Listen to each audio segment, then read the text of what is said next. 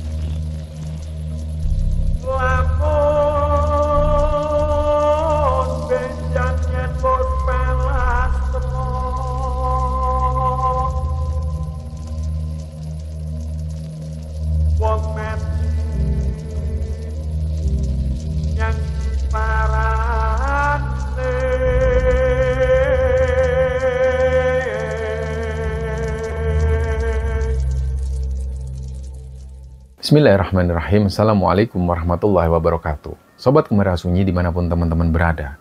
Pada kesempatan kali ini kami akan membagikan cerita yang dikirim oleh Sobat Gembara yang bernama Pak Sukarmin yang asalnya dari Kalimantan.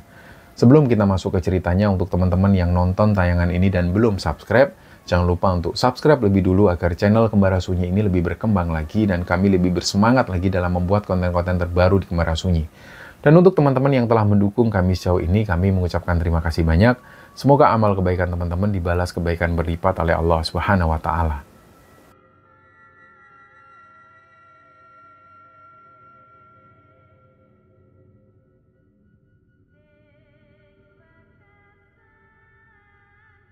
Oke, cerita di episode kali ini teman-teman.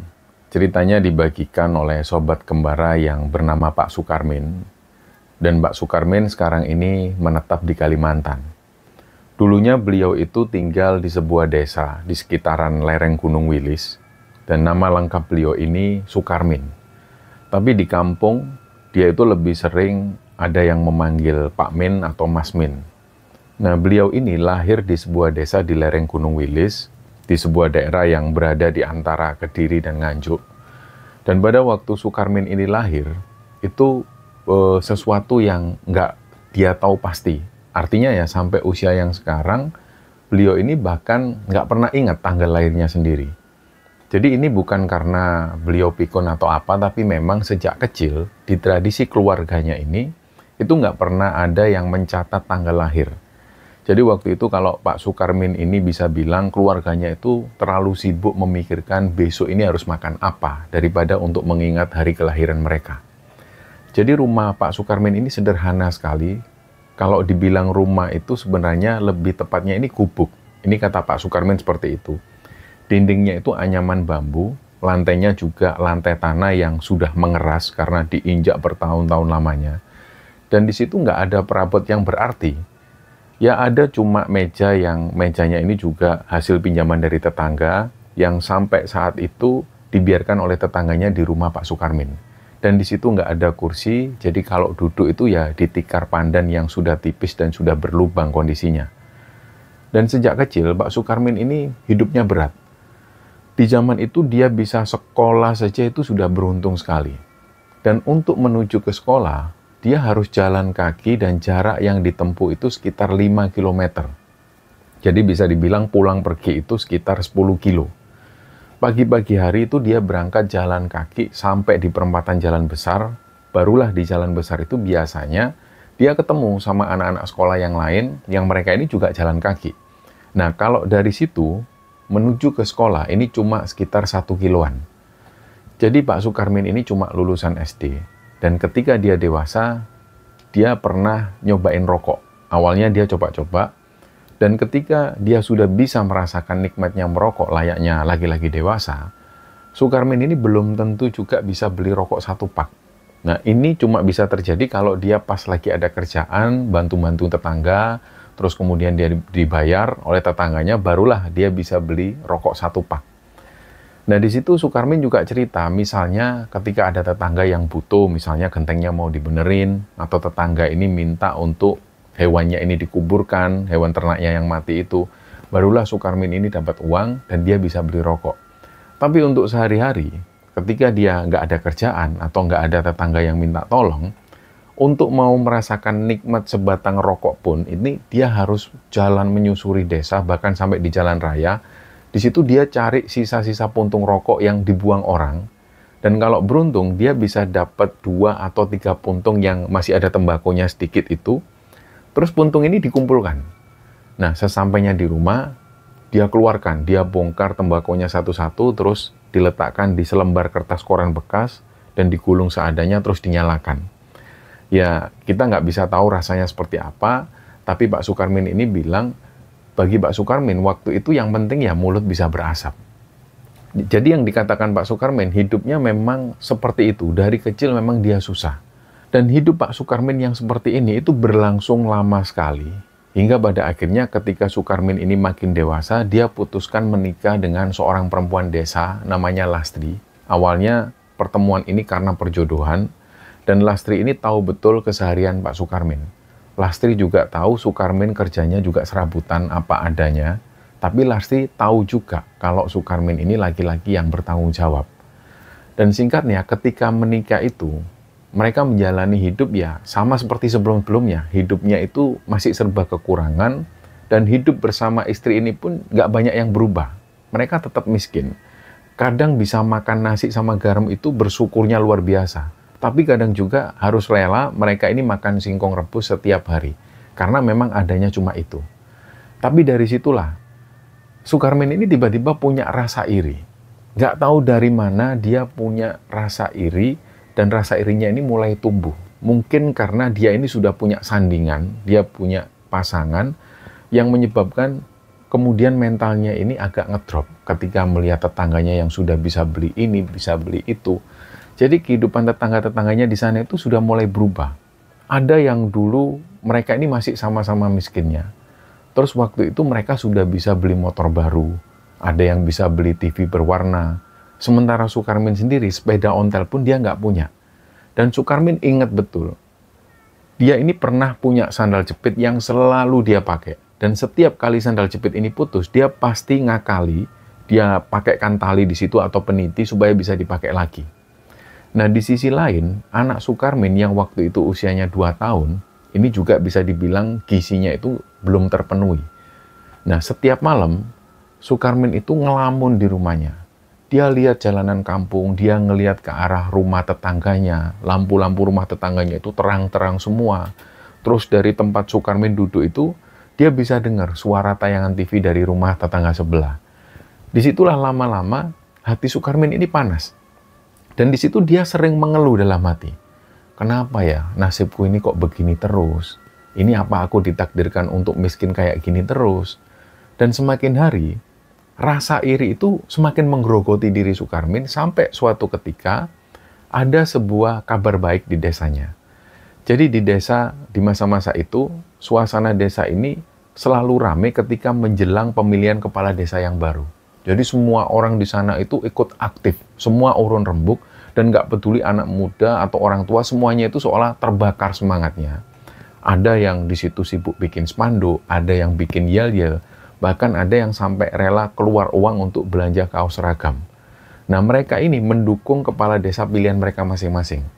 Dan Sukarmin nggak ada sejarahnya dia ikut-ikutan seperti itu.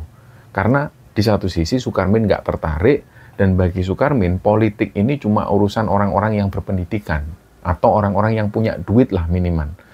Nah, Sukarmin sendiri nggak tertarik karena di satu sisi dia mengakui wawasannya nggak begitu luas, pendidikannya juga rendah, apalagi dia cuma orang nggak punya. Tapi tiba-tiba siang itu, dia didatengin oleh salah satu tetangganya. Namanya ini Wanto. Wanto itu tiba-tiba ngajak Sukarmin untuk ikut jadi tim sukses salah satu pasangan calon. Di situ Wanto bilang, "Wis tamin ayo melu wae. Iki nek calon iki menang, kok awakmu iso oleh duit gede, aku ya oleh duit gede. Apa maneh saiki iki wis ono bayaran nih Min, rasa khawatir." Ya intinya di situ Wanto bilang, "Sudah Min, ikut aja.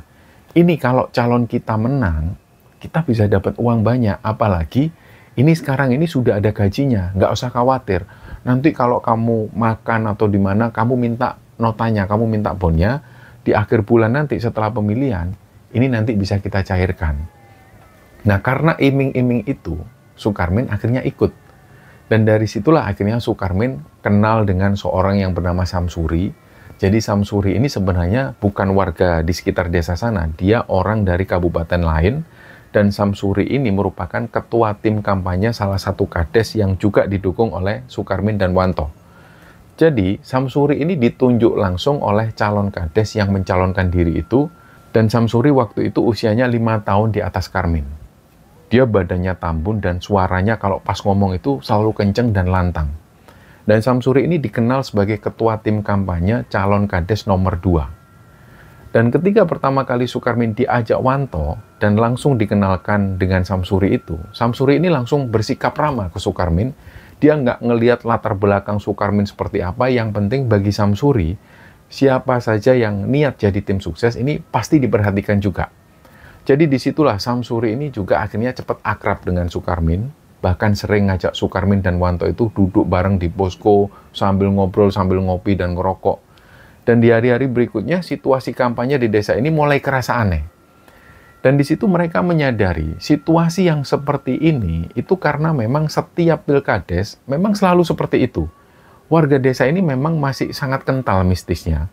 Jangankan pilkades, kalau pas lagi ada kejuaraan sepak bola tarkam di lapangan desa, itu mereka ini masih pakai cara-cara mistis. Apalagi yang urusan pilkades semacam ini. Nah, yang terjadi ketika musim kampanye itu, setiap kali tim mereka ini pasang poster, maksudnya tim dari Sukarmin itu, besok paginya poster itu selalu hangus, kayak ada bekas kebakar. Nah, mereka kan berpikirnya ini pasti ada yang bakar. Dari situ akhirnya di malam yang sama mereka itu sengaja masang poster, terus sengaja diawasi poster itu semalaman penuh. Nah, Sukarmin dan Wanto ini ditugasi sembunyi-sembunyi untuk ngawasi poster itu. Jadi kalau nanti pelaku pembakaran poster ini ketangkap, ini bisa langsung dibawa dan langsung diadili. Nah, ceritanya malam itu Sukarmin dan Wanto ini sembunyi di belakang pos ronda, poster sudah diletakkan di sana, kopi dan rokok itu sudah disiapkan, dan mereka pun sembunyi. Nah, dan di sini memang enaknya jadi tim sukses, kata Sukarmin, semua itu sudah dicatat. Uang rokok, uang kopi, plus uang makan itu sudah terjamin. Dan ketika mereka di sana, kira-kira sekitar jam 11 malam, tiba-tiba Karmin dan Wanto itu ngelihat pemandangan yang aneh. Di area sana ini kan nggak ada orang sama sekali, nggak ada satupun orang yang lewat, suasana desa juga sepi. Terus tiba-tiba mereka berdua ngelihat ada semacam asap tipis. Jadi asap tipis itu dari kejauhan, kayak jalan, terus lewat, kayak terbang gitu. Terus kemudian langsung asap putih ini, itu langsung mendekati di arah poster kades calon nomor 2 itu. Dan nggak lama setelah asap ini lewat, poster calon kades ini kebakar. Nah, Wanto dan Karmin yang ngelihat kejadian ini, itu mereka nggak bisa gerak sama sekali. Dan setelah beberapa detik, kemudian Wanto ini teriak, "Loh, Min, kobong," karena poster di situ memang benar-benar kebakar. Setelah itu mereka langsung lari mendekati poster dan berusaha memadamkan apinya. Keesokan harinya hal ini akhirnya dilaporkan ke Samsuri. Terus di situ Samsuri bilang, ini jelas mistis, ini nggak ada lagi. Dan ini jelas tim nomor 1 yang pakai cara gaib. Karena memang aneh, padahal nggak ada yang bakar. Dan kejadian yang lainnya yang aneh, ini bukan cuma poster yang kebakar, tapi sampai ke arah logistik tim. Suatu ketika mereka ini ada kegiatan kampanye, mereka kampanye keliling desa, dan urusan logistik tim ini sudah disiapkan sebelumnya. Terus pas mereka ini sudah mau makan, sudah istirahat ceritanya, nasi bungkus untuk tim sukses ini tiba-tiba basi semua pas mau dimakan. Padahal nasi ini baru dimasak sore itu juga. Jadi waktu itu kondisi nasi dan lauknya ini masih hangat dan itu bisa dipastikan oleh mereka yang ambil nasi ini. Kan ketika mau dimakan, aromanya itu menyengat bener-bener kayak bau bangkai. Jadi di situ satu pun nggak ada yang mau makan. Nah, di sisi lain, Bude Heni, orang yang masak nasi bungkus ini, beliau nangis minta maaf ke Pak Samsuri. Di situ Bude Heni menjelaskan, saya ini juga heran kok Pak Samsuri. Tadi itu saya sudah cek betul sampai 2 anak saya ini loh yang ikut bungkusin nasi itu juga bilang nggak ada masalah apa-apa. Nah, akhirnya Bude Heni di situ merasa bersalah. Tapi Samsuri berusaha menenangkan Bude Heni. Terus Samsuri ini bilang, ini bukan sepenuhnya salah Bude, sudah ndak apa. Ini memang ada yang usil Bude, sudah ndak apa-apa Bude, biarin aja. Jadi hal ini pun akhirnya dilupakan. Dan kejadian aneh lainnya, itu kejadiannya terjadi di posko pemenangan. Nah, kebetulan posko pemenangan itu lokasinya ada di rumahnya Pak Yani. Nah, Pak Yani ini masih ada hubungan saudara dengan si calon kades nomor 2 itu.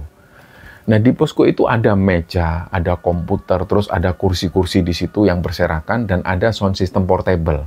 Sound system ini seukuran koper. Nah, ceritanya malam itu, ketika Mbak Deyani dan keluarga ini sudah tidur, posko itu sudah dalam kondisi yang terkunci, dan semua lampu itu mati. Tiba-tiba sekitar jam 2 dini hari, itu muncul suara perempuan. Nah, anehnya suara perempuan ini kayak lagi cek sound dan pakai sound system portable itu. Suaranya itu cek, 1, 2, cek. Dan sound system ini nyala. Awalnya yang mendengar suara ini duluan adalah anak Pak Deyani yang perempuan, yang masih SMA. Karena dia ini kamarnya persis di samping posko. Nah, ketika dia mendengar suara itu, dia langsung bangunkan ibunya. Terus ibunya ternyata juga dengar ada suara perempuan itu. Dan pas mereka dengar, mereka langsung merinding karena suaranya itu jelas banget. Suara perempuan ini pakai mic dan masuk ke sound system, cek 1, 2. Jadi dari situlah anak dan istri Pak Deyani ini masuk ke kamar dan nggak berani keluar sampai pagi. Nah, gangguan paling aneh ini terjadi pada salah satu anggota tim. Dia ini nama panggilannya Sugali. Sugali ini memang dasarnya orangnya doyan ngomong. Nah, kalau kata orang-orang itu memang dia ini doyan ngomong. Memang nggak usah ditunjuk jadi jurkam, dia ini sudah seneng ngomong dan seneng orasi. Nah, ceritanya waktu itu Sugali ini yang mimpin untuk meneriakkan yel-yel pemenangan. Jadi setiap kali waktu itu Sugali ini mau meneriakkan yel-yel itu, suaranya langsung hilang, sama sekali nggak keluar. Jadi dari situlah kondisi mulut Sugali itu mangap, tapi nggak ada suara yang keluar sedikit pun. Nah, kejadian itu, ini banyak saksinya, banyak yang ngelihat. Mereka juga heran ngelihat Sugali yang kayak gitu. Akhirnya Sugali ini duduk, dan ketika dia duduk, dia minum, suaranya kembali normal. Nah, dari situ dia naik lagi ke podium, dia mau meneriakkan yel-yel. Anehnya, ini cuma terjadi kalau Sugali ketika menyebut calon kades nomor 2 yang mereka dukung. Ketika Sugali mau menyebut nama calon kadesnya itu langsung suaranya hilang. Jadi seolah-olah dukun dari pihak lawan ini nggak memperbolehkan Sugali menyebutkan calon kades dukungannya. Pokoknya situasinya benar-benar aneh, dan Sukarmin sendiri karena ini adalah pengalaman pertamanya ikut tim sukses, dia juga merasa aneh, kok sampai kayak gininya. Dia tahu ketika Tarkam digelar, Tarkam sepak bola di kampung itu digelar, memang banyak sekali yang melibatkan dukun. Tapi Sukarmin baru tahu, ternyata pemilihan kades semacam ini juga melibatkan dukun. Nah, di hari pemilihan itu malah lebih kacau lagi. Jadi ada kejadian, kotak suara ini sempat hilang, tapi hilangnya itu cuma beberapa menit. Dan ini kejadiannya benar-benar di TPS. Terus tiba-tiba kotak yang hilang tadi ini muncul lagi di tempat yang sama. Disitulah warga gempar, tapi panitia ini pura-pura nggak tahu. Nah, mereka ini akhirnya berpikir, ini mungkin ada yang mau mensabotase. Mungkin sebelumnya ada yang sengaja menyembunyikan kotak ini terus dimunculkan lagi. Nah, ada lagi kejadian, tinta pemilu yang seharusnya berwarna ungu, itu tiba-tiba berubah jadi hitam pekat. Beberapa warga itu bahkan mengaku tangannya itu terasa lengket sekali setiap kali mereka mau mencoblos calon nomor 2. Dan ini kejadiannya ketika di kotak suara. Jadi ada pengakuan dari warga yang dia ini sudah benar-benar mau nyoblos nomor 2. Tapi seolah-olah tangannya itu susah banget. Ini memang nggak masuk akal, nggak bisa dijelaskan dengan akal sehat, tapi kejadian ini benar-benar terjadi. Jadi seolah-olah kayak ada yang nahan. Nah, malam penghitungan suara, balai desa ini penuh. Situasinya juga agak tegang waktu itu. Semua orang datang dari mulai bapak-bapak sampai remaja, dan setiap kali nama calon ini disebut, mereka semua sorak-sorai. Tapi di tengah-tengah keramaian itu, banyak keanehan lagi yang mulai terjadi. Jadi setiap kali nama calon nomor 2 ini disebut, semua lampu yang ada di balai desa itu kayak meredup. Terus nggak lama kemudian listrik mati. Dan begitu nama calon lain disebut, lampunya nyala lagi terang. Nah, mereka awalnya berpikir ini pasti ada yang sabotase. Akhirnya ada yang loncat, ada yang mencari pelakunya. Tapi memang benar-benar nggak masuk akal. Di tiap-tiap sudut yang ada saklarnya, ini nggak ada orang di situ. Dan lampu ini kayak seolah-olah dibuat mainan seperti itu. Nah, orang-orang akhirnya berbisik-bisik di situ karena mereka merasa ini kejadiannya aneh banget. Tapi di situ panitia terus menghitung. Mereka mengabaikan. Nah, terus ada kejadian lagi. Kertas suara yang tadinya ini sudah ditumpuk rapi, itu tiba-tiba berterbangan.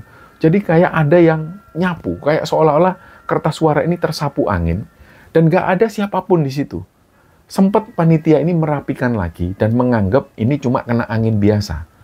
Tapi nggak lama kemudian, kertas-kertas yang bertumpukan tadi ini berhamburan lagi. Padahal pintu dan jendela semuanya ketutup. Anehnya, kertas yang berhamburan itu setelah dicek, yang berterbangan ini ternyata cuma milik calon nomor 2. Ini aneh banget. Dan nggak berhenti sampai di situ.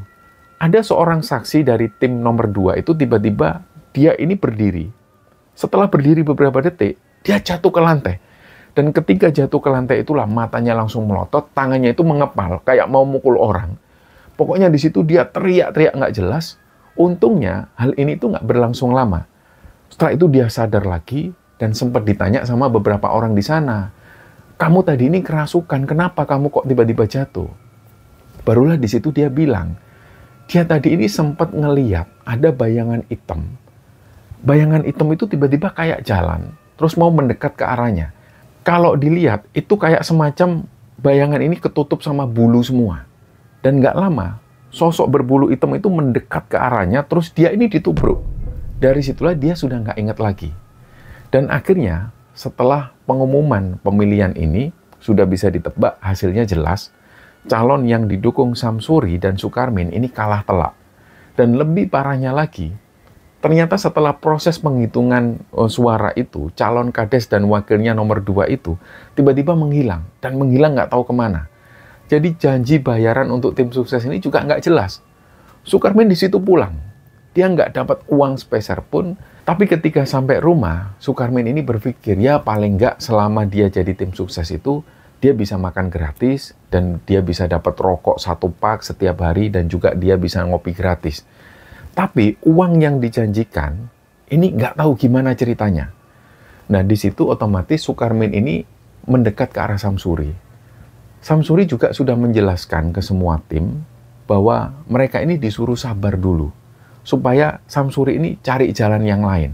Akhirnya otomatis Sukarmin pulang lagi.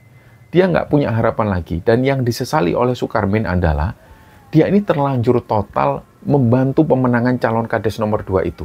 Bahkan Sukarmin ini juga sering ngutang sana-sini untuk kebutuhan beras sehari-hari. Dan untuk biaya keperluan rumah. Karena Sukarmin yakin, tugas dia sebagai tim kampanye ini kan ada gajinya. Yang katanya akan dibayar setelah acara pemilihan ini selesai.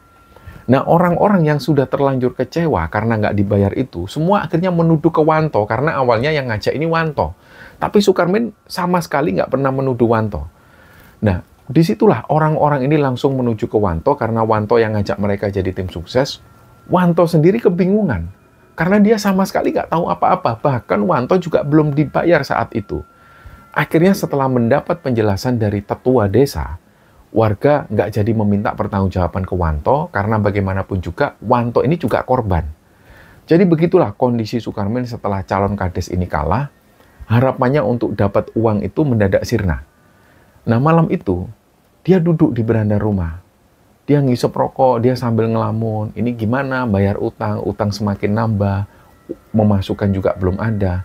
Nah, tetangga-tetangga di sana ini yang lewat, itu justru banyak yang membicarakan Sukarmin. Bahkan beberapa di antara mereka ini juga menertawakan Sukarmin. Mereka bilang, makanya Tomin, kamu itu masih miskin, masih kurang. Kok gaya-gayaan ikut tim sukses? Ujung-ujungnya kalah toh, orang dibayar toh. Langsung mereka ini ketawa-ketawa semua. Nah, dalam hati Sukarmin, dia membenarkan, di satu sisi dia membenarkan tetangga-tetangganya itu. Karena memang sebelum Sukarmin bergabung di tim sukses ini, tetangga-tetangga yang tadinya mengolok-ngolok dia ini sudah mengingatkan sebelumnya ke Sukarmin supaya dia nggak usah ikut-ikutan terjun jadi tim sukses. Kata mereka itu, mereka tim-tim sukses itu banyak palsunya, Min. Itu cuma politik semua. Tapi karena Sukarmin ini kepepet, dia tetap ikut jadi tim sukses yang berakhir hidupnya malah kacau balau. Nah, di situ hati Sukarmin panas ketika semua orang menertawakan dia. Dia merasa ditertawakan dunia. Dan harapan satu-satunya yang dia pegang untuk bisa ikut kaya jadi jalur politik, ini ternyata malah hancur berantakan. Dan setelah kegagalan di pemilihan kepala desa itu, Sukarmin ini kondisinya makin kalut. Samsuri yang juga kecewa waktu itu, dia mencoba mencari jalan lain. Suatu ketika, Samsuri ini mendatangi Sukarmin. Dia bilang, "Min, tak pikir-pikir ya, Min. Urip iki nek mung ngandelke gawean kasar, iku yo angel ya, Min. Iki kudu dolek dalan liyane, Min. Paling ora yo takon lah supaya awak dhewe oleh wangsit." Nah, akhirnya mereka berdua ini mulai keliling ke tempat-tempat wingit. Sukarmin waktu itu pasrah karena dia nggak tahu lagi apa yang harus dia lakukan. Dia ikutilah Samsuri. Nah, jadi di situ ada sendang tua. Yang lokasi sendang tua ini berada di pinggiran desa. Di situ ada pohon beringin besar di dekat makam leluhur. Nah, mereka berdua akhirnya semedi di situ. Mereka minta petunjuk. Mereka berharap dapat nomor atau apalah. Tapi pada akhirnya ketika mereka di sana ya nggak pernah dapat apa-apa. Terus selanjutnya mereka pernah juga menuju ke bukit kecil yang konon katanya bukit ini wingit. Nah, di daerah sana itu katanya dihuni banyak sekali demit. Jadi di situ mereka berdua melakukan ritual tersebut. Mereka duduk semalaman, mereka bakar kemenyan, berharap mereka dapat mimpi atau bisikan lah. Tapi hasilnya nihil. Nah, sampai suatu hari, mereka akhirnya nekat mendatangi sebuah situs tua. Situs tua ini lokasinya itu ada di tengah-tengah pematang sawah. Warga sekitar sana menyebut tempat itu Punden Kembar. Karena di sana ada dua batu besar yang tegak dan posisinya itu berdampingan. Nah, orang-orang desa di situ percaya itu adalah tempat singgahnya makhluk halus sejak ratusan tahun yang lalu. Istilahnya itu adalah panggonan sepuh, lokasi yang sudah tua dan dihuni demit yang usianya bahkan ratusan tahun. Nggak ada satupun warga desa yang berani mendekat ke sana. Kalaupun ada warga desa yang nggak sengaja lewat sana, mungkin mereka terpaksa mau nyari daun jati atau nyari pakan untuk ternaknya di area sana, biasanya mereka itu pasti buru-buru. Dan ketika lewat sana, mereka pasti selalu menunduk ketika melewati punden tersebut. Nah, tapi Sukarmin dan Samsuri ini nggak peduli cerita-cerita itu. Jadi ceritanya malam itu, mereka bawa tikar. Mereka bawa bekal gorengan yang mereka beli di pasar dan mereka juga beli kemenyan. Nah, akhirnya di sana mereka bentangkan tikar di dekat batu besar itu. Terus mulailah mereka ini membaca mantra-mantra yang mereka tahu. Ya harapannya ya mereka ini cuma pengen dikasih wangsit. Atau paling enggak mereka pengen dapat bisikan lah dari para lelembut di sana. Kira-kira mereka harus usaha apa selanjutnya. Dan atau kira-kira apa jalan yang bisa mengeluarkan mereka dari kemiskinan ini. Nah, ketika mereka melakukan ritual itu, awalnya suasananya sepi banget. Tapi sekitar tengah malam, hawanya mulai berubah. Awalnya itu tiba-tiba ada suara kucing. Suara kucing ini terus mengeong. Terus ada angin yang kerasa dingin banget. Tiba-tiba tikar mereka itu agak keangkat sedikit. Nah, Sukarmin di situ mulai agak takut. Terus Samsuri ini menepuk bahu Sukarmin. "Wis, Min, ojo wedi. Iki tandane ono sing ngarep teko, Min." Nah, Samsuri ini menjelaskan, "Sudah, Min, jangan usah takut. Ini tandanya sudah ada yang mau datang." Nah, tiba-tiba ada kejadian yang benar-benar nggak masuk akal. Yang mungkin kalau diceritakan di sini banyak yang nggak percaya. Jadi Sukarmin ini kan duduk di atas tikar. Samsuri pun juga duduk di atas tikar. Tiba-tiba mereka ini merasa kalau tubuhnya itu kayak keangkat. Awalnya kayak keangkat pelan, tapi karena dia waktu itu tutup mata, dia mengira pikirannya yang melayang-layang. Tapi pas mereka berdua ini buka mata, disitulah mereka melihat tikar ini dalam keadaan terangkat. Dan mereka berdua benar-benar keangkat. Dan itu terjadi sekitar beberapa detik, terus mereka berdua ini jatuh. Samsuri kaget di situ, dia langsung buka mata dan nanya ke Sukarmin, "Min, kenapa, Min?" Sukarmin cuma bilang, "Kang, ini kita tadi keangkat, Kang." "Iya, Min, aku juga ngerasa gitu, Min." "Ya sudah, Min. Ini dilanjutkan aja, Min. Berarti kita sudah berhasil, Min. Kita fokus lagi." Nah, Karmin dan Samsuri ini akhirnya fokus semedi lagi. Dia pejamkan mata lagi. Dan nggak sampai 5 menit dari kejadian yang tadi, tiba-tiba Sukarmin dan Samsuri ini mendengar kayak ada suara buah yang jatuh. Buh! Nah, Samsuri sempat tanya ke Karmin, tapi dalam posisi mata itu masih terpejam. Nah, Samsuri tanya, "Men, opo kae, men? Suara apa itu, men?" Sukarmin bilang, karena dia mengira itu adalah buah sukun yang jatuh.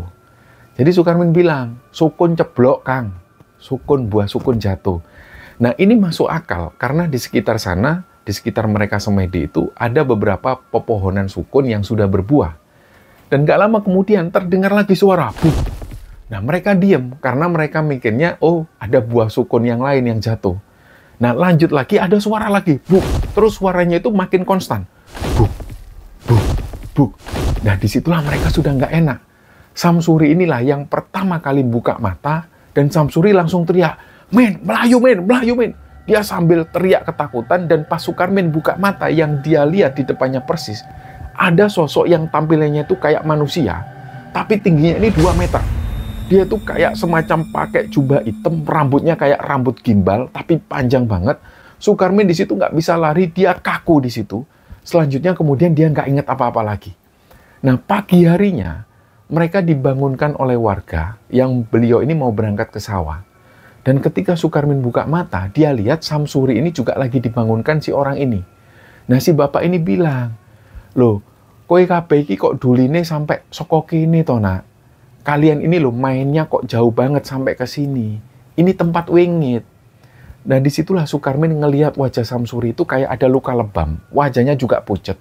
Kondisi Samsuri juga lemes banget. Dan dari kejadian itu, Sukarmin dan Samsuri akhirnya pulang. Dia agak trauma dengan kejadian di punden kembar itu. Nah, yang dirasakan oleh Sukarmin, badan itu rasanya sakit semua kayak diinjak-injak sesuatu, tapi nggak tahu apa yang menginjak mereka. Dan kira-kira ada sekitar 2 mingguan Samsuri ini nggak menghubungi Sukarmin lagi. Dan setelah 2 minggu itu, Samsuri datang lagi ke rumah Sukarmin. Wajahnya itu masih terlihat lebam, tapi dia agak lebih segar. Nah, Samsuri ini langsung ngomong ke Sukarmin, "Min, awake dhewe iki kudu golek wong sing bener-bener paham, Min. Soalnya awake dhewe kan padha gak ngerti nih." Nah, aku ngerti, Min. Ning sisi gunung kae iku ana wong sepuh. Jenenge Mbah Seno. Wis akeh sing mbuktike kabeh, sing njaluk pitulungan ning kono iku mesti ana hasile, Min. Nah, intinya di situ Samsuri ini menjelaskan ke Sukarmin.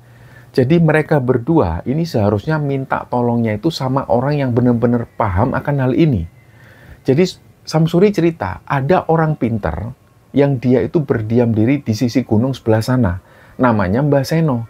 Dan sudah banyak orang yang membuktikan, katanya setelah mereka minta petunjuk ke Mbah Seno, itu banyak yang berhasil. Nah, awalnya Sukarmin ini sempat ragu. Tapi karena Samsuri ini bilang kalau itu yang terakhir, dan kalau hal ini dicoba tapi tetap nggak berhasil, di situ Samsuri nggak akan lagi nyoba cara lain. Akhirnya ya terpaksa Sukarmin pun ikut. Awalnya mereka ini naik motornya Samsuri menuju gunung yang dimaksud. Nah, sempat mereka ini tanya-tanya ke orang sana-sini untuk menuju ke tempatnya Mbah Seno. Dan nggak lama kemudian mereka sampai di sebuah tempat, lokasinya itu bukan desa, tapi kayak hutan kecil. Di situ ada pohon bambu lebat dan rindang banget pohon bambunya. Kata orang-orang yang sebelumnya sempat mereka tanya itu, mereka harus parkir motor di bawah pohon bambu itu, selanjutnya mereka harus jalan kaki, karena nggak bisa diakses kendaraan. Nah, singkatnya, ketika melihat pepohonan bambu itu, motor diparkir di situ. Nggak ada motor lain selain motor mereka. Mereka akhirnya jalan di sebuah jalan setapak di sebelah pohon bambu itu. Terus dari situ mereka masih bisa lihat jalan. Jalannya itu masih jauh melewati jalan setapak. Dan nggak lama, kemudian mereka ini ngelihat ada sungai kecil di situ. Mereka harus menyeberangi sungai, terus jalan lagi lewat jalan setapak. Setelah itu mereka lihat ada bangunan gubuk di situ. Gubuk ini berdiri sendirian di situ. Nah, mereka sudah yakin kalau itu adalah rumahnya Mbah Seno. Rumah itu sederhana tapi kelihatan wingit banget dari luar. Halamannya ditumbuhi pohon-pohon randu tua. Dan di atas pintu itu ada keris yang sudah berkarat. Nah, dari situlah mereka teriak-teriak memanggil nama Mbah Seno. "Nuwun sewu, Mbah Seno, nuwun sewu, Mbah." Nggak lama keluarlah laki-laki, badannya itu nggak terlalu kurus, dan usia laki-laki ini kira-kira 50 tahunan. Kumisnya tebal. Waktu itu dia pakai kaos partai terus pakai celana kain. Nah, dalam hati Sukarmin dan Samsuri, oh, ini toh Mbah Seno. Ternyata Mbah Seno ini orangnya juga belum terlalu tua. Nah, kenapa kok dipanggil Mbah? Lah, dia langsung tanya. Mbah Seno ini langsung tanya, arep ngopo mrene? Nah, Samsuri menjawab, jenengan Mbah Seno nggih? Iya, opo o? Kate ono perlu apa? Mau ada perlu apa? Niki Mbah, kula Samsuri Mbah, niki rencang kula Sukarmin. Kula mriki niki badhe nyuwun pitulungan Mbah, arep nyuwun petunjuk. Nah, intinya Samsuri ini menjelaskan ke Mbah Seno itu bahwa kedatangan mereka ke situ, mereka mau minta petunjuk. Nah, Mbah Seno ini nggak bereaksi apapun. Mbah Seno malah tanya, umurmu piro? Dia tanya ke Samsuri. Samsuri bilang, saya 35 tahun, Mbah. Sukarmin juga ditanya, umurmu piro? Sukarmin menjawab, saya 33 tahun, Mbah. Ya iki syaratnya ora gampang lho ya. Syaratnya angel. Ning nek iso ngelakoni, dalanmu bakal buka. Nah, ternyata syarat-syarat itu memang susah dan agak nggak masuk akal. Mereka ini diharuskan berpuasa 3 hari, tapi mereka cuma boleh makan 1 jenis daun setiap kali mereka berbuka. Daun apapun boleh, asal nggak boleh daun pepaya. Dan selama melakukan ritual itu, setiap malam mereka itu wajib duduk di tepi kali sambil merendam kaki mereka sampai matahari terbit. Dan setiap tengah malam, mereka diminta menulis nama mereka dengan darah ayam. Itu darah ini dituliskan di atas batu pipi di halaman rumah Mbah Seno. Jadi selama 5 hari penuh, mereka harus menginap di rumah Mbah Seno. Mereka harus melakukan semua syarat-syarat itu. Nah, waktu itu, Samsuri ini berpikir, ya mau gimana lagi, mereka sudah terlanjur sampai sana, dan mereka harus melakukan itu. Singkatnya, mereka pun mau. Malam pertama, mereka mulai melakukan puasa. Hari pertama, Sukarmin ini sudah diare hebat. Badannya lemes banget. Tiap saat itu selalu mual, dan rasanya pengen muntah. Nah, tapi Samsuri selalu ngasih semangat ke Sukarmin. Dan selama Sukarmin dan Samsuri ini puasa, Mbah Seno itu kalau makan, ini selalu di depan mereka. Selalu makannya di depan Samsuri dan juga Sukarmin. Seolah-olah Mbah Seno ini selalu sengaja menunjukkan kepada Sukarmin dan Samsuri. Jadi setiap kali ngelihat Mbah Seno yang lagi makan, Sukarmin dan Samsuri ini juga ngiler. Mereka pingin makan nasi dan lauk yang nikmat, seperti yang dimakan Mbah Seno. Tapi mereka terpaksa harus makan daun selama 3 hari puasa itu. Akhirnya setelah lewat 3 hari, Mbah Seno bilang, wes, saiki kowe kabeh melu aku. Nah, malam itu, Mbah Seno memimpin Sukarmin dan Samsuri menuju ke sebuah lokasi. Lokasi ini mirip gua. Jadi mereka harus jalan melewati jalan setapak yang sempit banget dan hanya diterangi dengan cahaya lampu minyak. Begitu sampai di lokasi, Mbah Seno bilang, ini sudah sampai sini loh ya. Semua resiko kalian yang tanggung. Kalau sudah sampai sini, kalian harus ikuti semua arahanku. Nah, awalnya mereka disuruh masuk ke lokasi itu, lokasinya gelap banget. Kalau cahaya lampu minyak itu mati, ini nggak kelihatan apa-apa, gelap. Terus di situ Mbah Seno memerintahkan mereka untuk melepas semua pakaian mereka. Nah, di situ Mbah Seno bilang, awake dhewe iki kan arep ngadep ning lelembut. Usiane lelembut iki ya tuwek. Jadi awake dhewe ya kudu muda, kabeh kudu gundul, koyok menungso sing sik tas dilahirke. Nah, intinya kata Mbah Seno, kalau kita ini mau menghadap kepada si Mbau Rekso ini, ya kondisi kita itu harus telanjang bulat, tanpa ada sehelai kain pun yang menempel, layaknya bayi yang baru dilahirkan. Awalnya Sukarmin dan Samsuri ini malu, tapi karena kondisinya gelap, nggak kelihatan apa-apa, apalagi cuma mereka bertiga yang ada di situ, ya sudahlah, mereka melepas semua pakaian, mereka telanjang bulat. Badan itu langsung kerasa dingin, tapi mereka tahan. Singkatnya, ritual ini pun dimulai. Mbah Seno duduk bersila di situ, dia mulai membacakan mantra-mantra, dan ruangan itu sudah penuh asap dupa. Nah, sekitar tengah malam, Sukarmin ini mulai sadar ada yang nggak beres di situ. Jadi dari dinding-dinding gua, tiba-tiba muncul bayangan-bayangan hitam, padahal kan lokasinya ini gelap. Tapi Sukarmin kelihatan, lama-lama bayangan hitam ini berubah jadi seperti manusia. Nah, mereka ini mondar-mandir di sekitar Sukarmin dan Samsuri. Mereka semua bayangan-bayangan hitam ini tambah banyak, terus mereka itu kayak ikut duduk dan ikut ritual. Samsuri ini sempat bisik-bisik ke Sukarmin. Men, wes yo men, ojo wedi. Tapi pas Samsuri bisik-bisik ke Sukarmin itu, suara Samsuri ini sudah gemetaran. Kelihatan banget kalau dia sebenarnya juga takut. Tapi kejadian itu nggak lama, sosok-sosok hitam tadi ini sudah nggak kelihatan lagi. Dan secara bersamaan, hawa yang tadinya itu sesek, ini tadi sudah nggak kerasa sesek lagi. Nah, Sukarmin mengira ritual ini sudah selesai. Tapi malah ada kejadian yang benar-benar membuat Sukarmin dan Samsuri ini nggak percaya. Jadi Mbah Seno memerintahkan Sukarmin dan Samsuri itu berdiri. Mereka disuruh berdiri tegap. Mbah Seno bilang, apapun yang terjadi, kalian nggak boleh lari. Karena ini masih bagian dari ritual. Nah, terus nggak lama, nggak sampai 5 menit, tiba-tiba Sukarmin ini dengar suara Samsuri yang teriak-teriak marah. Lancuk, bajingan, asu kowe. Dan karena kondisinya gelap, Sukarmin ini nggak bisa ngelihat apa-apa. Tapi dia bisa merasakan gerakan. Dia ini sekelebatan ngelihat Samsuri itu nyeret sesuatu keluar gua. Sambil dia ini ya marah-marah seperti itu. Sukarmin ngikuti gerakan itu. Jadi dia jalan sambil merangkak, ikut keluar gua. Nah ternyata pas di luar gua itu, sudah diterangi dengan cahaya bulan yang nggak terlalu terang itu, ditambah dengan penerangan lampu minyak yang ada di luar gua, Sukarmin ngelihat dalam posisi yang masih telanjang, Samsuri itu jambak rambutnya Mbah Seno. Dan tangan Samsuri ini sudah pegang parang. Jadi Mbah Seno ini mau dibacok tubuhnya oleh Samsuri. Nah Sukarmin yang waktu itu nggak tahu apa-apa, dia coba melerai, coba menenangkan Samsuri. Wes kang, ojo kang, sakno kang. Nah parang ini memang dari awal yang bawa itu Mbah Seno. Memang dipakai untuk nebas semak-semak, untuk buka jalan mereka menuju ke tempat itu. Nah disitulah, pas Karmin ngelihat Samsuri mau nebas tubuh Mbah Seno dengan parang, dan kondisi Samsuri benar-benar marah, Sukarmin langsung ngerangkul Samsuri, mencoba untuk menenangkan Samsuri. Wis to kang, ono opo iki kang, ada apa kang? Samsuri akhirnya melepaskan jambakan rambutnya Mbah Seno itu, tapi Samsuri ini masih terus megang parang itu sambil mengarahkan ke arah Mbah Seno. Mbah Seno nggak ngomong apa-apa di situ, dia cuma bisa memelas. Dia minta ampun kepada Samsuri. Nah, Mbah Seno akhirnya ditendang oleh Samsuri, dan itu terjadi berulang kali. Barulah Mbah Seno di situ ngomong, ampun Sam, sepurane sing akeh Sam, sepurane sing akeh. Tapi Samsuri ini masih teriak marah-marah, bajingan kowe bangsat. Singkatnya, setelah mereka berpakaian, Samsuri akhirnya ngajak Sukarmin untuk pergi dari tempat itu, dan setelah mereka jalan beberapa lama, mereka melewati rumah gubuknya Mbah Seno. Dan ketika mereka melewati rumah Mbah Seno itu, Samsuri ini masih belum menjelaskan apa-apa ke Sukarmin.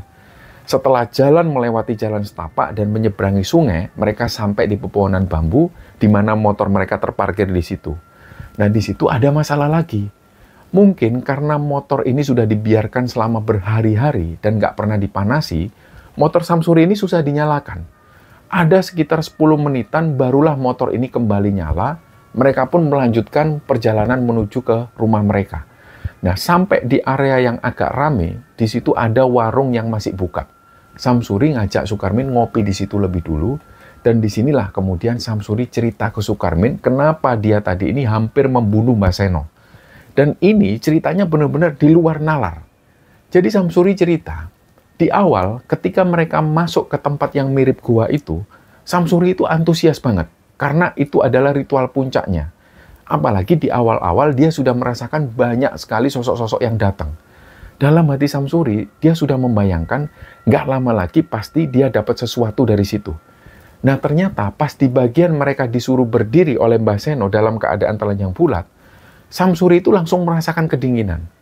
Dan nggak lama setelah itu dia merasakan ada yang mendekat ke sebelahnya. Tapi Samsuri sama sekali nggak merinding, karena dia yakin sosok yang mendekat ke dia waktu itu jelas manusia, bukan bangsa lembut. Terus nggak lama kemudian, mohon maaf, di bagian kelamin Samsuri ini ada yang megang. Dan itu kerasa banget ada tangan yang ngelus-ngelus kemaluan Samsuri. Pada saat itu juga lah, dia mulai risih, dia noleh ke belakang, sebenarnya waktu itu dia masih nggak kelihatan siapa yang ada di belakangnya, karena gelap banget. Nah, pas di satu titik, tangan Samsuri ini megang rambut, disitulah Samsuri yakin kalau itu adalah rambutnya Mbah Seno, karena rambut Mbah Seno ini panjang. Langsunglah rambut Mbah Seno ini dijambak dan Samsuri marah-marah. Mbah Seno dipukul habis-habisan dan diseret keluar gua. Dia merasa dilecehkan, dan dia nggak terima diperlakukan seperti itu. Dan dia baru menyadari bahwa Mbah Seno ini punya kelainan. Dia kayaknya suka dengan sesama jenis. Dan dari situlah Samsuri langsung nggak terkontrol lagi, dia paling benci dengan manusia semacam ini. Jujur Samsuri itu memang jijik, dia sudah hilang kesabaran waktu itu, dan ketika ada di luar, dia langsung lihat parang yang nancep di tanah, langsung dia cabut dan mau dipajokkan ke Mbah Seno. Tapi untungnya waktu itu Sukarmin menghalangi. Sebenarnya, ketika menceritakan ini, Samsuri itu tetap masih nggak terima. Sampai hari ini pun Samsuri nggak terima. Dia sudah pengen balik untuk menemui Mbak Seno dan mau membacok Mbak Seno. Karena Samsuri di situ merasa tertipu. Itu yang pertama dirasakan oleh Samsuri. Samsuri merasa tertipu. Ternyata Mbak Seno ini bukan orang pintar, bukan orang yang ngerti. Kedua, Samsuri juga nggak nyangka bahwa Mbak Seno ini ternyata punya kelainan. Apalagi selama itu Samsuri ini memang jijik sama orang-orang sejenis Mbak Seno ini. Rasanya Samsuri itu mau membunuh Mbak Seno karena pelecehan yang dilakukan Mbak Seno ke dia. Dan singkatnya, setelah agak tenang, sekitar jam 6 pagi mereka putuskan pulang. Sukarmin akhirnya diantar Samsuri ke rumah. Samsuri di situ juga minta maaf ke Sukarmin karena dia sudah berulang kali mengecewakan Sukarmin. Dan di situ mereka nggak dapat apa-apa, malah dapatnya sengsara, dapatnya apes. Sukarmin sendiri bisa memahami, ya mau gimana lagi, memang dia juga salah. Kenapa juga dengan kondisi dia yang susah, kondisi dia yang miskin, nggak punya apa-apa, kok nggak malah berusaha cari kerja yang halal, kok malah datengin dukun. Jadi Sukarmin juga merasa salah. Dan sepulangnya dari ritual itu, Sukarmin ini malah mengalami banyak kejadian mistis di rumah. Setiap kali dia mendekat ke anaknya itu selalu nggak mau dan selalu nangis, dia selalu teriak-teriak ketakutan. Pernah juga suatu kali, istrinya Sukarmin ini ngelihat Sukarmin itu kayak menjadi sosok yang lain. Tampilannya itu bukan lagi Sukarmin, dan itulah yang membuat Sukarmin ini jadi berpikir, jangan-jangan ada yang ngikut dari tempat ritualnya kapan lalu. Dan kejadian yang dirasakan Sukarmin seperti itu lumayan lama. Jadi hampir 1 bulan Sukarmin ini nggak bisa deket-deket anaknya. Dan selama 1 bulan itu, Sukarmin ini kadang mampir ke rumah Pak Diyani untuk tanya, apakah uangnya kampanye itu sudah cair apa belum. Tapi Pak Diyani ini selalu sampaikan belum ada kabar apa-apa. Calon kades dan wakilnya itu kabur nggak tahu kemana dan ninggal hutang banyak, termasuk tanggungan gaji tim sukses yang belum dibayar. Nah, termasuk adalah jatah Karmin sendiri yang juga belum dibayar. Nah, singkatnya puncak teror ini dialami Sukarmin, kalau nggak salah itu terjadi di malam Jumat Kliwon. Malam itu ceritanya Sukarmin ini baru rebahan. Tiba-tiba badan itu rasanya berat banget. Kayak ada sesuatu yang nindih badannya tapi nggak tahu itu apa. Ketika dia buka mata, Sukarmin jerit ketakutan karena di depan wajahnya persis dari jarak dekat. Ini ada pocong. Dan wajah pocong itu, ini ternyata wajahnya Sukarmin sendiri. Lastri yang tidur di samping Sukarmin ini nggak tahu apa-apa waktu itu. Barulah setelah beberapa menit setelah itu, sosok pocong yang wajahnya wajah Sukarmin ini hilang. Disitulah Sukarmin baru bisa nafas, dia bangunkanlah istrinya. Nah, istrinya bilang bahwa dia nggak mendengar Sukarmin teriak. Padahal yang dirasakan Sukarmin tadi ketika dia ngelihat pocong di depannya persis, dan wajah pocong ini adalah wajah Sukarmin sendiri, dia itu teriak kenceng. Perasaan Sukarmin seperti itu, dia sudah teriak kenceng. Tapi kenapa kok istrinya nggak mendengar? Nah, beberapa hari kemudian, Lastri ini sakit. Perutnya kembung, badannya juga dingin. Nah, Sukarmin bingung karena nggak ada yang ngerawat anaknya. Dia juga nggak punya uang untuk berobat ke klinik. Akhirnya dia belikanlah obat di warung, obat ini obat seadanya. Tapi ternyata sudah 2 hari istrinya ini masih terus seperti itu. Dan seketika Sukarmin ingat, ini penyakit istriku ini nggak mungkin sakit biasa. Pasti ada hubungannya dengan ritual yang pernah dia lakukan selama ini. Pasti ada yang masih ngikut dan berusaha ganggu anak dan istrinya Sukarmin. Karena istrinya ini selalu cerita, kalau di dalam perutnya itu kayak ada sesuatu yang gerak-gerak. Nah, istrinya ini sampai takut dan bahkan dia ini sempat pamitan ke Sukarmin. Dia sempat bilang ke Sukarmin, "Mas, dek aku budal, jogon Yuda ya mas. Artinya kalau aku meninggal, tolong kamu jaga Yuda ya mas." Nah, pas mendengar istrinya ngomong seperti itulah, Sukarmin ini kayak merasa ditampar. Dia malu. Dia merasa sudah dia ini miskin, nggak ada yang bisa dia hasilkan, malah dia terjebak dalam ritual-ritual yang nggak jelas kayak gini, yang pada akhirnya mengorbankan anak dan istrinya. Dia nggak bisa membayangkan gimana kalau istrinya ini benar-benar meninggal. Siapa yang akan ngerawat anaknya? Siapa yang ngurusi dia? Apalagi akhir-akhir itu anaknya ini nggak mau deket sama Sukarmin karena dia takut. Dan ketika Lastri ini sakit beberapa hari, tetangga ini mulai datang. Mereka itu mengumpulkan uang untuk biaya pengobatan Lastri. Memang di tempat tinggal Sukarmin ini nggak semuanya kaya, rata-rata ya menengah ke bawah. Nah, ada salah satu tetangga Sukarmin, rumahnya itu agak jauh. Mereka ini sepasang suami istri, usianya jauh lebih tua dari Sukarmin dan juga Lastri.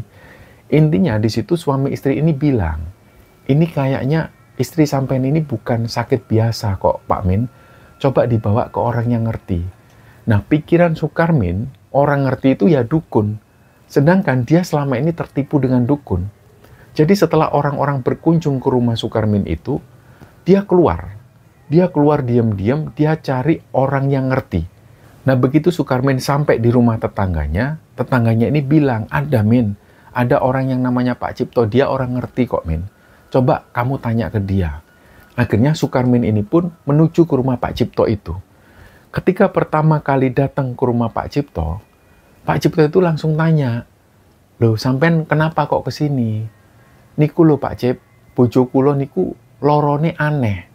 Aneh piye to Min? Jenengan tilik piyambak mawon Pak. Intinya Pak Cip ini diminta langsung untuk melihat kondisi istrinya Karmin. Biar tahu sendiri istrinya Karmin ini kenapa. Sukarmin di situ diminta pulang lebih dulu. Gak lama kemudian Pak Cip ini datang dengan salah satu temannya. Terus Pak Cip, ketika beliau dari pintu rumah Sukarmin, beliau langsung kaget. Beliau langsung bilang, waduh, lah kok rame ini nih ngomamu Min. Karmin sendiri nggak tahu maksudnya apa. Nah, belakangan Karmin ini baru tahu bahwa yang dimaksud Pak Cip, kondisi rame itu ternyata di rumah Karmin ini banyak banget bangsalah lembut di situ. Singkatnya, Pak Cip ini bilang ke Karmin, Min, ini temanku aja yang nangani. Nah, di situ teman Pak Cipto ini minta untuk diambilkan ranting dan daun jarak. Terus daun jarak ini dipukul-pukulkan ke seluruh tubuh istrinya Karmin sambil terus dibacakan sesuatu. Nggak lama kemudian, Pak Cip dan temannya ini pamit pulang. Tapi istri Karmin ini masih terus kayak orang tidur posisinya. Belum bisa buka mata. Malam itu Karmin kepikiran banget. Dia bingung harus ngapain. Istrinya masih belum bisa bangun. Dan 2 hari setelah itu, di malam Selasa Kliwon, Karmin ini ceritanya mau nyekoh istrinya. Istilahnya itu mau memandikan istrinya, tapi dengan cara dilap pakai kain basah. Nah, Karmin kaget. Tubuh istrinya waktu itu kok kaku. Matanya juga masih terpejam, tapi badannya ini agak lebih dingin dari sebelumnya. Karmin langsung panik, dia panggillah tetangga sekitar. Nah, beberapa tetangga ini akhirnya menuju ke sana dan mereka bilang, Innalillahi wa inna ilaihi raji'un. Mbak Lastri wis gak ono Mas Karmin, Mbak Lastri wis gak ono. Nah, Karmin ini gak percaya tetangganya ngomong kalau istrinya sudah meninggal.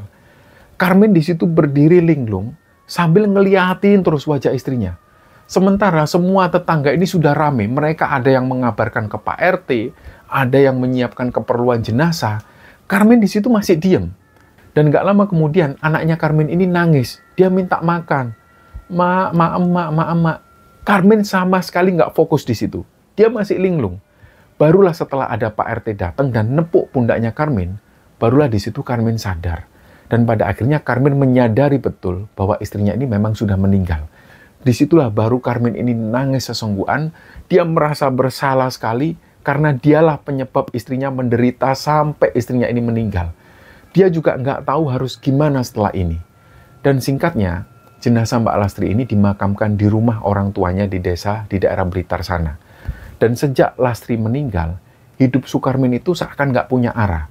Setiap malam dia ini masih sering mendengar suara istrinya manggil, Mas, iki lo kopi nih Mas. Nah, ternyata pas dia ngelihat nggak ada siapa-siapa di situ. Dan cukup lama Sukarmin ini kayak orang linglung. Untung ada tetangganya yang bisa merawat anaknya Sukarmin. Sampai pada akhirnya Sukarmin memutuskan untuk meninggalkan rumahnya dan pergi merantau ke Kalimantan. Di Kalimantan, dia punya kenalan. Nah, kenalan Sukarmin ini adalah satu keluarga yang sudah 5 tahun tinggal di sana.